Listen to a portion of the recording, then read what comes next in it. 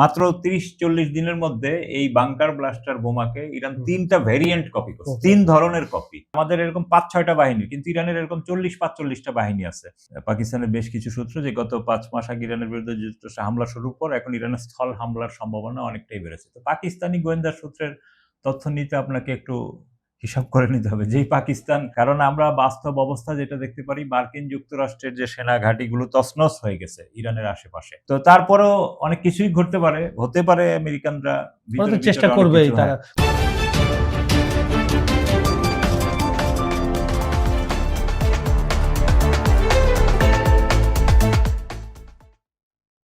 সুপ্রিয় দর্শক, খবর সংযোগ টক শোতে আপনাদের স্বাগতম। কেমন আছেন আপনারা?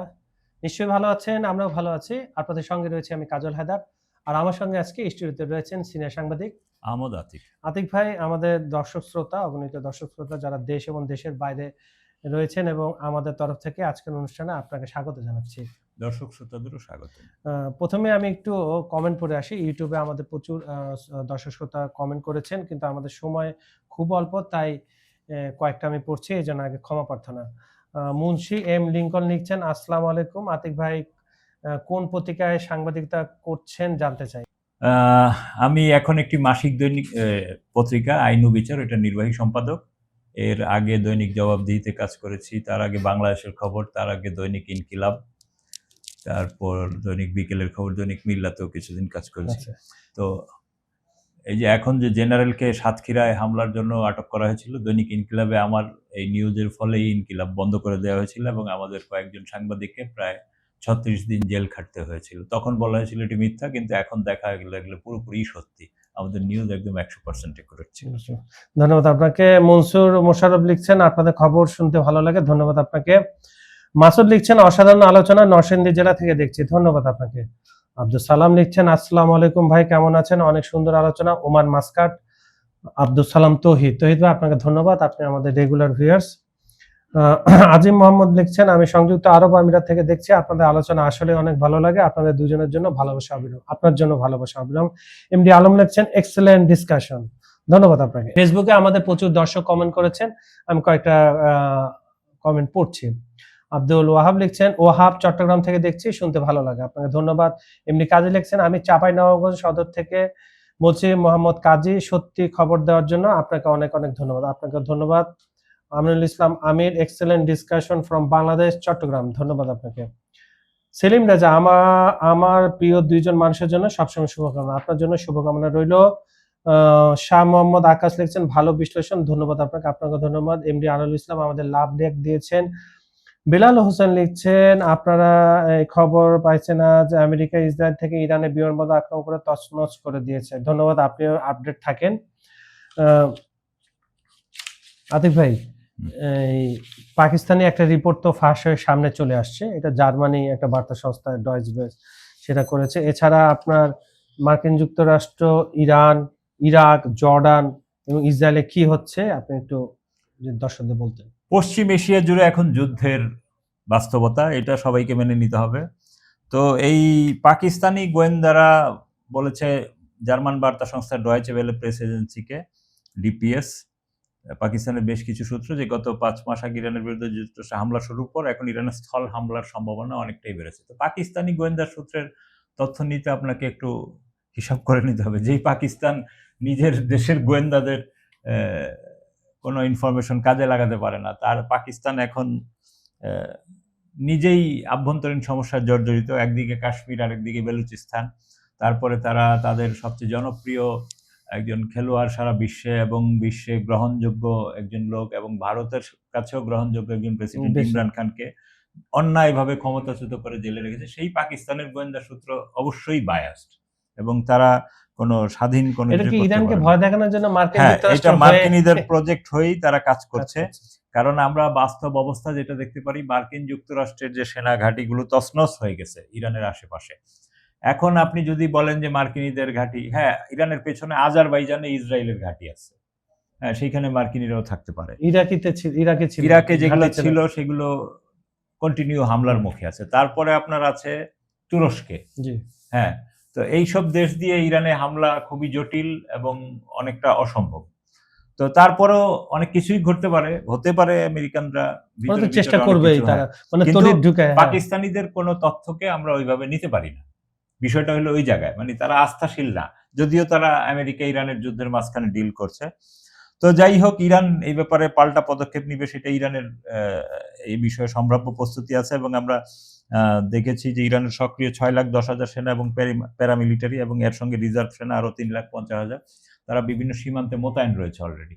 এবং আপনি জানেন ইরানের সকল সাধারণ নাগরিকের 1 বছর সামরিক প্রশিক্ষণ বাধ্যতামূলক, এবং যাদেরকে একটু আপগ্রেড মনে হয় তাদের 2-2.5 বছর। এবং ইরানের বিভিন্ন বাহিনী, ইরানের সেনাবাহিনীটা আমাদের মতো এরকম না যে পুলিশ একটা আলাদা বাহিনী, আনসার একটা আলাদা বাহিনী, আর্মি, নেভি, এয়ারফোর্স আলাদা বিডিআর বাহিনী, একটা, বিডিআর একটা বাহিনী। আমাদের এরকম 5-6টা বাহিনী, কিন্তু ইরানের এরকম 40-45টা বাহিনী আছে। তাদের ড্রোন বাহিনী আছে, মিসাইল বাহিনী আছে, এরোস্পেস বাহিনী আছে, সাইবার বাহিনী আছে। এবং এগুলাতে আমাদের মতো, আমাদের বাংলাদেশে একটা অদ্ভুত ক্যারেক্টার রেখে লাগছে। আপনি যখন সাইবার ফোর্স বানাবেন বা এরোস্পেস ফোর্স বানাবেন, তাদের জন্য কিন্তু উচ্চতা কোনো গ্রহণযোগ্য বিষয় না। যদি 5 ফিট ডেস্কে কাজ করবে এবং তার ব্রেন কতটুকু কার্যকরী সেটাই। তো এইসব সাইবার বাহিনীতে আমরা এখনো এগুলাতে প্রবেশ করতে পারিনি। ইরানের হেলিকপ্টার বাহিনী আছে, আলাদা মিসাইল বাহিনী আছে, নানান ধরনের ড্রোন বাহিনী। ওদের বাহিনীগুলো হলো সমন্বিত বাহিনী।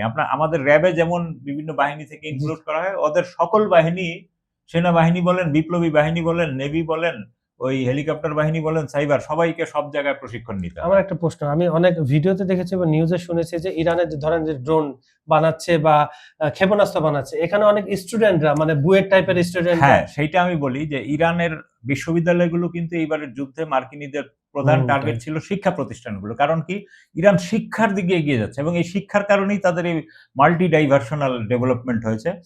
ইরানের একটা মেডিকেল ইউনিভার্সিটির কথা আমি শুনেছিলাম, ইরান রেডিও তেহরানে কাজ করে আমাদের এক সাংবাদিক ভাই সিরাজ, তার কাছ থেকে বলল সেইখানে পিএইচডি গবেষণা করতেছে মেডিকেলের উপর, মেডিকেল পিএইচডি রিসার্চ করতেছে 6,000 স্টুডেন্ট, 6,000।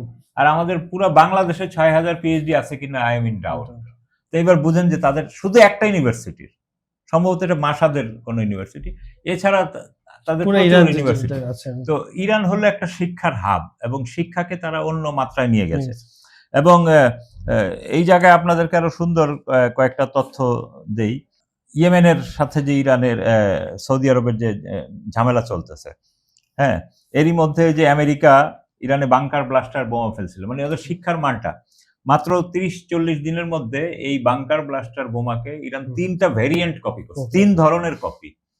ওইটাকে তো কপি করছেই, নামায় আনার যেটা অবস্থায় ওইটার কি কি প্রবলেম ছিল সেটাও ডিটেক্ট করছে, কইরা ওইটার 3 ধরনের। এখন তাহলে এই ধরনের 3 ধরনের যখন কপি করলো, তখন তো আপনার সামনে তাহলে আরেকটা প্রশ্ন উঠতে পারে যে বাংকার ব্লাস্টার ইরান কেন কপি করবে? বাংকার ব্লাস্টারের কথা আছে যে বাংকার ব্লাস্টার ফালানোর জন্য B2 টাইপের বোমারু বিমান দরকার। তাহলে ইরানের কি সেই বোমারু বিমান আছে? বা সেই বোমারু বিমান ছাড়া ইরান কি এটার অন্য কোনো ফরম্যাটে ফালবে? অন্য কোনো ফরম্যাটে তার কাছে ওই ধরনের একটা টেকনোলজি আছে, অন্য কোনো ফরম্যাট, সেটা মিসাইল ফরম্যাটে হইতে পারে। হ্যাঁ, মিসাইলে মাথা রাখে দিলে ওটা গভীরে যে ব্লাস্ট করবে। তো এই ধরনের, তো এদের শিক্ষার মানটা হলো এই। এবং আরো একটা মজার ব্যাপার যে সৌদি আরবের যে আরামকো এইসব জায়গায় যে ইয়েমেনের প্রতিরোধ যোদ্ধারা হামলা চালিয়েছে, তো সেইখানে আমরা দেখেছি যে সৌদি আরবের পক্ষ থেকে ইয়েমেনের আকাশে প্রায় ড্রোন দিয়ে নজরদারি করা হয়, হামলা করা হয়। এবং এই ড্রোন বলা হয় কিছু সে তুরস্ক থেকে পেয়েছে, কিছু পাকিস্তান তুরস্ক থেকে পেয়েছে, সেইগুলা পাকিস্তানি ইউনিটগুলা সৌদি আরবে এসে এগুলা পরিচালনা করতেছে। তো আকিনজি ড্রোন নামে পাকিস্তান টার্কি সেই ড্রোন, এবং এগুলা ইউক্রেনকেও তুরস্ক বাইরাক্টার কোম্পানির কিছু ড্রোন দিয়েছে, এগুলো রাশিয়ায়। কিন্তু সবচেয়ে মজার ব্যাপার হলো আজকে ভোরে মানে গত রাতে আর কি, আমাদের ভোর ওদের রাত, ইয়েমেনের যে সাদা প্রদেশে এইরকম একটি ড্রোন, আকিনজি ড্রোন গেছে। তো এইটা খবর পেয়ে ইয়েমেনের যে প্রতিরোধ যোদ্ধারা, তারা একটা নতুন ধরনের এন্টি ড্রোন বানিয়েছে। এটার নাম মিসাইল না ড্রোন, এটা তরল জ্বালানিতে চলে। এটারে যখন আপনি বুস্ট করে দিলেন, যে কোনো ট্রাক, ওই যে পিকআপ থেকে এটারে বুস্ট করা যায়, এটা 40,000 মিটার উপরে উঠবে। উঠার পরে এরপরে তার যে ট্যাঙ্কারটা ছেড়ে দিবে, এরপরে সে তার অটোমেটিক যে একটা মিটার ওইখানে আছে, ওইটা দিয়ে সে চালু হয়। এবং সেটা দিয়ে চালু হয়ে সে বাংলার 4 বা ইংরেজি 8-এর মতো এইভাবে ঘুরতে থাকে আকাশে। এবং 45 মিনিট সে এইভাবে থাকতে পারে। এরপরে সে শেষ হয়ে যায়, পড়ে যায়, মানে ব্লাস্ট হয় না।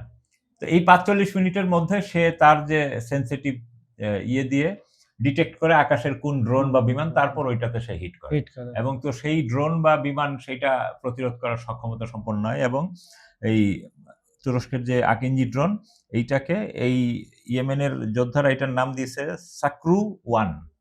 আচ্ছা আচ্ছা। এই সাকরু 1 দিয়ে তারা এটা ফেলে দিচ্ছে। তো অবশ্যই এটা ইরানিদের তৈরি, কারণ ইরানিরাও এইখানে টেস্ট করতেছে। আমেরিকানরা যেমন এখানে তাদের নতুন ধরনের অস্ত্র টেস্ট করে, ইরানিরাও টেস্ট করতেছে। তো এখন এই সাকরু ড্রোন ফালা দেওয়ার পরে জেরুজালেম পোস্ট, টার্কি টুডে এবং রাশিয়ান সংবাদ মাধ্যমগুলো এটা সংবাদ প্রকাশে, এবং বিশ্লেষকরা হতবাক হয়ে গেছে যে এই দরিদ্র পীড়িত দেশ কিভাবে এটা তৈরি করলো, এবং নিষেধাজ্ঞার বেড়া জালে এবং তাদের সবকিছু, সব ধরনের অত্যাধুনিক জিনিসপত্রকে তা এটা এখন চ্যালেঞ্জ করে বসলো। এখানে দেখলাম যে মার্কিন সেনাদের জর্ডানে আবার হামলা হয়েছে।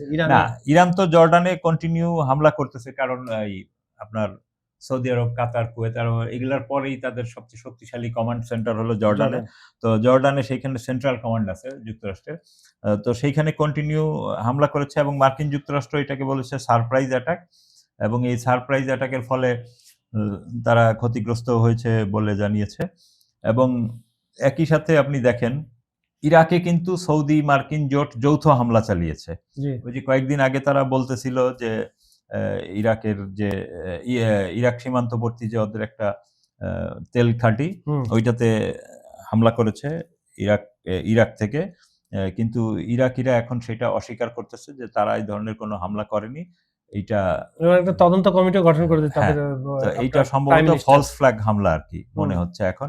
তো ইরাকে গতকাল যেসব জায়গায় মার্কিন সৌদি জোট হামলা করেছে, এতে মানে ইরাকি প্রতিরোধ যোদ্ধাদের প্রায় মোট 9 জন নিহত হয়েছে, এর মধ্যে প্রাথমিকভাবে আর কি 8 জন হলো ওদের ওই বাহিনীর। তো এর মধ্যে তারা নিনেবে, দিয়ালা, তারপরে ওয়াসিত, বসরা, কারবালা, কিরকুক, সালাউদ্দিন এবং বাগদাদে হামলা করেছে। তো আপনি খেয়াল করেন, আর জর্ডানে যে ইরান হামলা করেছে সেটা হলো জর্ডানের মুয়াফফাক সালতি বিমান ঘাঁটিতে। এটা কি ইরান স্বীকার করেছে? আমি যতক্ষণ পর্যন্ত রিপোর্ট পেয়েছি ইরান কিন্তু কোনো তথ্য এখনো দেয়নি। না, ইরান এখনো তথ্য দেয়নি। কিন্তু এখানে কি আরেকটা ঘটনা কি ঘটতে পারে? আপনার নেতানিয়াহু কিন্তু ওয়াশিংটনে, এখন এখানে ফলস অ্যাটাক করে কি আবার সেটা হতে পারে।